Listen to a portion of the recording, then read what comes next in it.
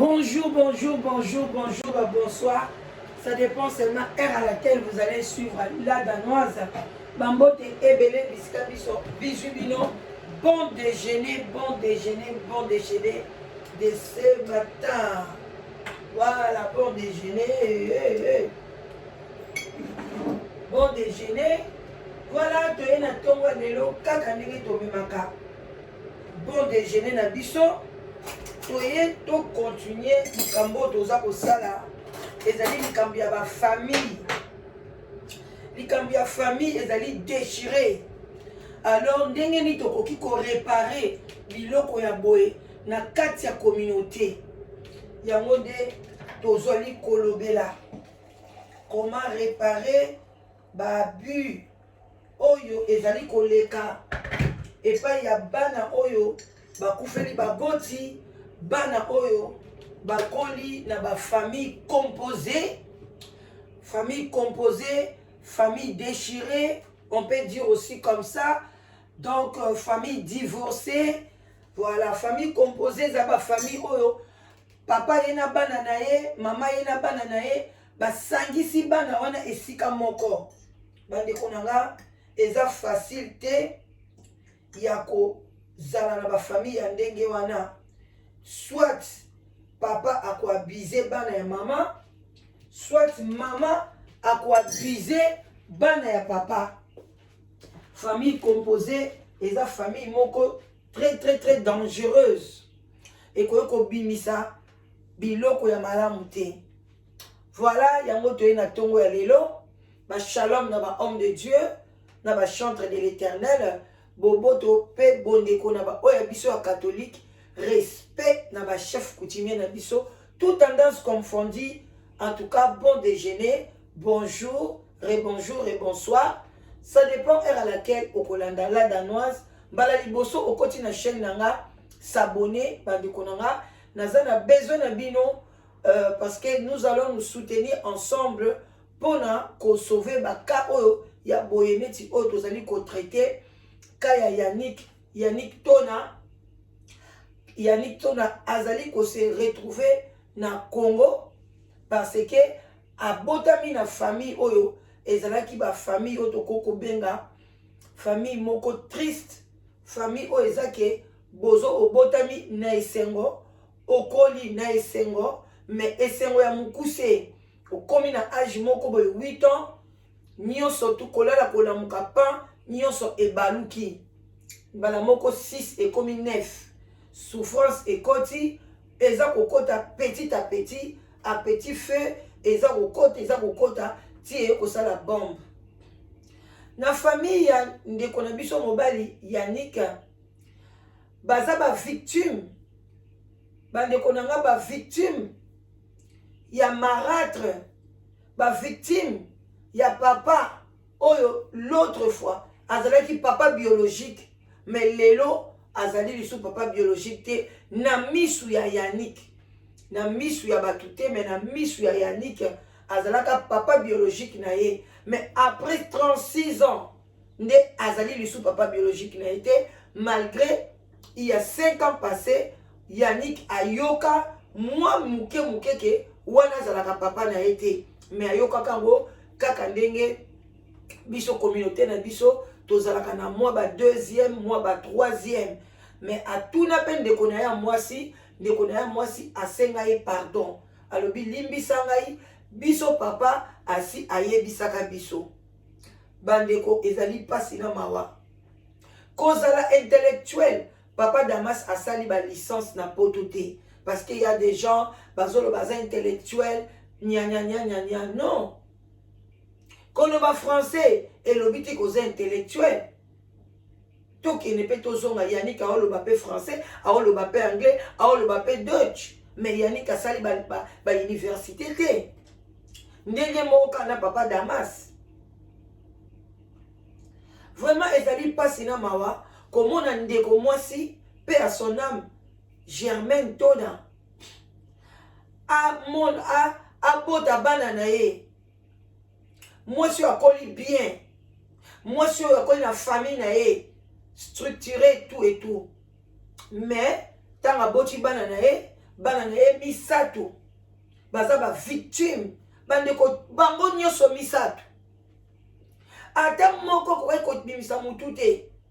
Alors bandeko nanga venez boyebele boya ko rejoindre biso na team Yannick. N'hésitez pas bandeko nanga. Nzamba ko bénir yo. To sauver ata moko. Bandeko nanga Jeda oya mwasi nazolinga kokota na dossier na ete. Na koye koko sabino pe que akozala vraiment insauvable. Na situation azanango Nzambe kaka. Soki akoluka elonga Nzambe yeboko ou bien ko trouver mutu oyo ako associer na ba prière tant musumo na mwasi wana ko bongwa akokoma malamu mais na ndenga zaleli lelo aza insauvable.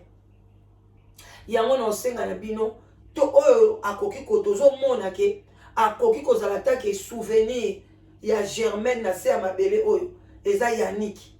Yango wana boya bo bengala danoise na 0044 74 59 62 52 17. Boya ko rejoindre biso na $10, $20, $50. Pourquoi pas $1000? Pourquoi pas $2000? Pourquoi pas ndekonanga? Mbongo to sombela babilamba cher. Mbongo to salela boy. Pourquoi pas boche fort wana to sunga Yannick. Nzambe akopambola yo. Parce que ezali vie otozana mona se eza fi moko nazo comprendre ngo eza hasard. Eza fi moko ta mususu to cheka lolendo pamba. Ngana planifier vie na ngai. Ngana osala budget na ngai. Ngana zo sala boye. Nga dans 10 ans, nga dans 5 ans, ngai na boye. Bande ko nga nzoka nde vie o eza bongo te. Ngana zala membre na nga famille propre. Jour wana osala live boyoka kina bina zana matanga. Asala planning na ye. Abingana kufeli mobile. No boko la bana na ngai moko. Soki mwana nga suka akomi na 25 ans. Akomi penza responsable. Ndenga na koyeba ndeni na kobala. Ndeko mwasi asalaki plan na ye pona azalaki veuve. Tangu lelo mwana wana akomi na 25 ans. Ka ndenga lobaki azwi libala. Basali fete ya munene o bayebi. Azali mwasi ya pamba te. Mwasi ya valeur. Mwasi o babala bato bakombo titré. Aye kokuta na suna mobile ya kombo titré abaliye. Feti munene. Musique ya bonzambe beti ba concert oya boyokaka ya bato minene beti. So na balancele bino ba photo bolobi oyo libala. Pona salaki plan na ye. Mais après 8 mois ya mariage, une année ekokite. Mobali wana akufi lisusu. Bandeko bozomona. Bozomona plan oyo ya salaki. Alobi pe na réussir. Ngai on a réussir plan na ngai. Mais bandeko. Lelo liba les a souté. Est-ce que arobala lisusu? Est-ce que azolo banini place azali? Pona koyebisa bino ke vie eza hasard. Kolinga kosala muninga mabete pona yo osala plan na yo. Oyo bake ngai sikoyo na fona zwa mobali oyo. Na kuti mobali oyo na bana na ye très soudé. Fona séparer na bana oyo. Fona na gagner bolingo oyo. Bolingo oyo papa wana banda ko pesa na mwana wana. Ezalaki envers bolingo abanda ko pesa mama na bango Germaine. Bolingo Damas abanda ko lakisa na bana. Bande ko soyi mobali alingi o makasi akolinga pe bana na o makasi. Boye balikambo. Soki mobali alingi o lisu te. Ebela mibali pe ba néglige bana na bango. O mona pena mobali azolinga bana o ya mwasi ake kokuta parce que azolinga mama na bango. Yo lokola azolingo lisu te okomi kolande na phone. Papa, mbongo bana, papa chelanga mo bibende, mama papa chelanga sa, papa chelanga boy. Mais moi si oya alingi, a opesa mbongo na facilité. oyoka 400 euros 300 euros 200 euros mais yo moto oboteli ye bana mpo na pesa mbongo na difficulté parce que bolingo eke kuna yo ntango osenge 100 mais bana mwasi wana aokabela bango ba 200 ba 300. C'est comme ça la vie. Alors ntango cœur est censé aye okuti papa Damas na bana ndenge wana aye kokota na kati asali ba projet na ye fona kabola bango ntango yo kaboli bango mais boye ko gérer bana wana te bazalaki na bana mike et puis bazalaki na ba période ya ba adolescent oye kokuta mwana na âge ya 16 ans ya mobile oye kokuta mususu ya mwasi na âge ya 14 ans mwana bandi ba période obandi koyoka baposa mibali oye kokuta mwana mususu na âge ya 12 ans 13 ans ba âge moko ya oyo ezake bosali erreur bana ba baby mama Germaine pea na âme na yo cœur sensible yo ye kokuta bana ndenge wana otie mutu na kati ya libala wana oye kokabola bana na papa na bango olie bo réussir ata mwana moko na libota wana pona papa Damas ayebaki tanga azotangisa bana wana na classe ayebaki mwana azaki mayele koka na mutu ezalaki Yannick ayebaki ya mwasi azalaki na ye na classe te ayebaki ya suka pe azalaki mayele mingi te mais na poto bana bazala mayele mingi te soki opistonne bango soki opousse bango bakotanga kaka et puis bakosisa ba classe ata ba licence bakokoma mais non osali nyonso bopanzi bana bakoti na ba bande ya mabe eza pasi na mawa bandeko na ngai bokotisi bana na ba bande ya mabe bana bakabwani Yannick ake na gauche ya mwasi ake na droite ya mobali mususu ake na kote na ye bana bapanzani. Comment détruire foyer ya ndenge wana et puis oza à l'aise yo bandi sikoyo ko planifier ya yo bana na nga bazala bien bana na ngai oya ngai vraiment ba sentir baza bana poto fo bana nga batanga na Belgique fo bana nga batanga na internat wana yo planifier mama cœur est censé mais tala nzamba lobi non 4e akoya oko planifier le côté oyebi te sko na mutu na yo olobi oya nga liboso kozala médecin oya nga mibale nazosala boye azala ingénieur azeba boye oya misatu boye siko oya mine nzamba alobi okoplanifie nini alobaka te asengaka biloko kolia te asekaka te alelaka te yebisanga sikoyo oplan na yo eza nini na mwana wana tango yo ekosala sikoyo baplan ya yo moko tango naoloba na cœur est censé naoloba na bamama ebele boza bongo oye na libala bana mbanda bango te sikoyo ya yo bandi koplanifie ya yo eske yo oyebi avenir eske yo oyebi lobi na yo bandeko eza pasi na mawa komema communauté na ndenge ya mabe yango tozomona bakulu na bazalaki ebele soki lelo Damas azalaki na Congo bele ba Yannick baza bakuluna bazali kutu na poto bazali pe bakuluna place nini Yannick alali te nga batu baobenga ngai batu ndenge na ndenge ngai papa tel ngam na mona Yannick bando vanda pana nga ba 1 mois ba 2 mois comment yo papa mwana za na moins de 18 ans akoke ni ko vanda na famille moko ata koza ba camarade nga ata toza ba camarade ndeni bana na nga moins de 18 ans na ko tika ba na famille moko 1 mois te pona yebi makambu ezoleka kuna te ngai moko na zawa na lingaka na sibur na mwana na nga moko éducation ebeba pona nini ko kende pa bato na voyager na bana nyonso mais yazaki na eloko mo ifala sa na école na tiki na famille moko liberté totale amoni ke kuna bima ndengo lingi zonga ndengo lingi moi na zui to mutu e bouger tant na zongi to zo moi na boyeme c'était difficile pour na récupérer moi bandi ko no sabino histoire na ngamoko na lapa banda wana na lapa na lobi jamais place yo so do okena bana soki bana musu bazana problème ke ba okende te cause à classe to canceler vacances bande ko keba place yo zo ke no pesa mwana na yo keba place yo zo ke ko tika bana ndako lala te oyebi te ko mwa bana babimi bo bakei mais na butu ba swana ka ba parents na butu il y a des problèmes na butu ezabo o tie mwana zo en foutement. Moi j'ai vécu ça na propre mwana nanga.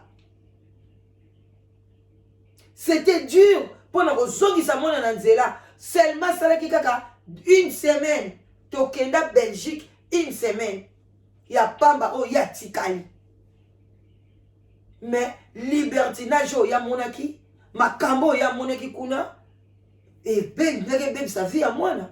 Heureusement je suis une femme forte muto loba te moi-même je le sais. J'ai dit à ma fille, Ngai ou bien Kuna.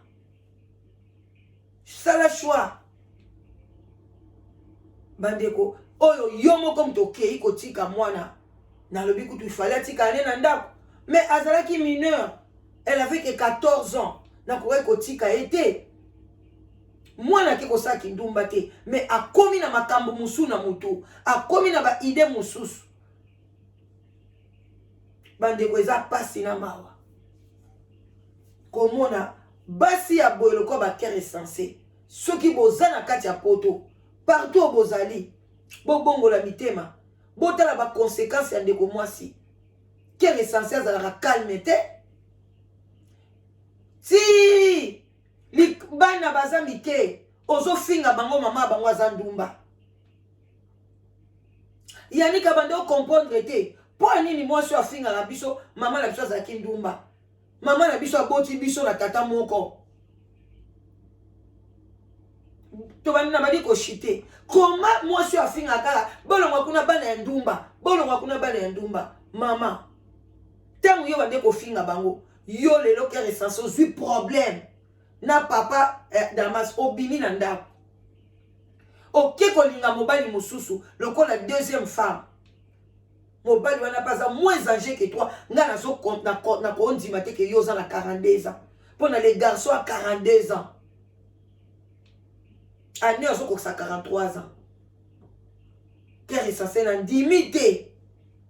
Ata ko tu boza na âge moko. To lobi ke yo za na 38 ans. To pesu yango. Mais yo bimi okei otiki mobali na ona ndaku na mwana oya malade.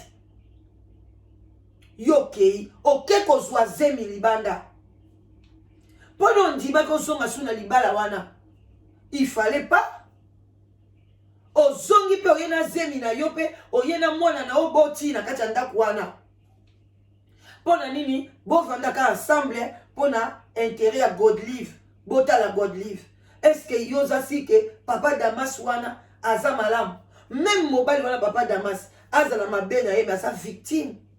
Pour ce qu'on trouve mobile à bien et pardon moi c'est bien. Papa Damas a n'a pas comportement na bozo monate.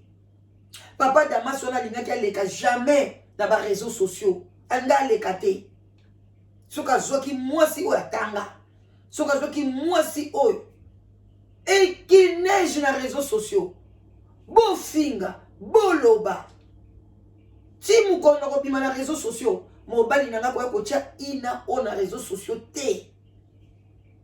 Atabo chubinga bambeli bosalini, c'est la police qui va parler. Yako tchate ezamu sala na été.